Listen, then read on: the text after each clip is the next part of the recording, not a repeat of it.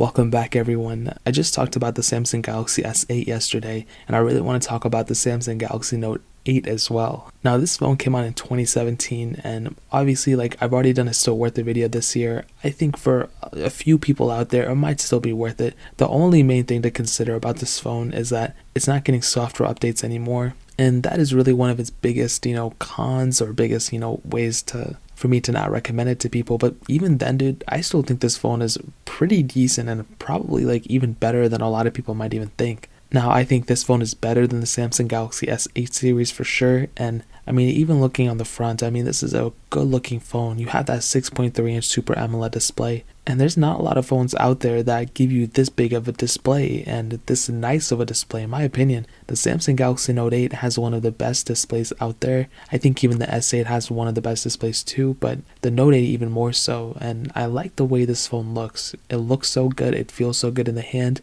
And for sure, the display is one of its biggest things, and throughout the years, it really hasn't deteriorated. It hasn't really looked that bad. Of course, if you get one with a bunch of burn-in on it, that's a different story, and mine does have burn-in, but it's totally okay. It's not a big deal. You still have that S Pen, which is so nice, and like I stated before, man, I think with the Note 10 and Note 10 Plus and all that, I don't know what Samsung was thinking. They really did a really weird thing, and I think a lot of people see that now, but with the Note 8, with it just being the best phone they had at the time and just put everything they had in a phone, it's super impressive. And with the Samsung Galaxy Note 8, you have that S Pen, which is so awesome, and you have all sorts of different capabilities, and that's the one thing a lot of other phones don't have. And a lot of other phone manufacturers probably won't put in this type of phone just because what's the need? There's no need for it. But this is definitely a really impressive device when it comes down to it in terms of the S Pen features. Now, software wise, this was one thing I brought up in the early on in this video, and I'll tell you like this. I think Android 9, which this phone ended off, is a decent stepping stone for this phone to end off on. I mean, I don't think it's a horrible place, but definitely if it got Android 10 and Android 11, it would have been a little bit better. But obviously Android 11 isn't even out for a majority of devices. But with Android 10, I think it was a decent upgrade, but it wasn't like a life-changing update. It wasn't like if you don't get that update, then you're totally going to feel like you have a horrible phone. Like if you go from Android KitKat to Android Lollipop, that's a pretty big upgrade. Same thing with Android 2 to Android 4 whenever they switch there.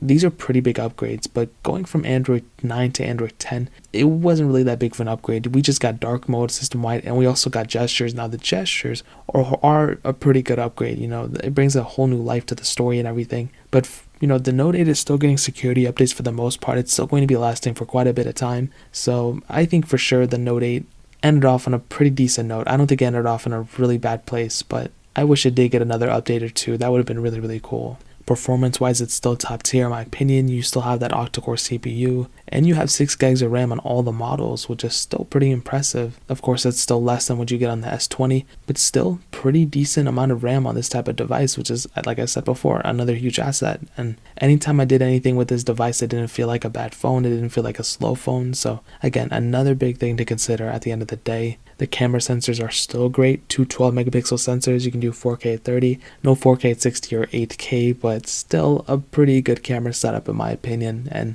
the battery life is still great as well. You have a 3,300 mAh battery. It's not amazing, but I think it's pretty good. Now the battery has deteriorated over time, but still, it's good enough for a majority of things that you're going to do with it, and I'm sure you can get at least a day out of it for sure. So in my opinion, the Samsung Galaxy Note 8 gets a thumbs up ×2 in my books.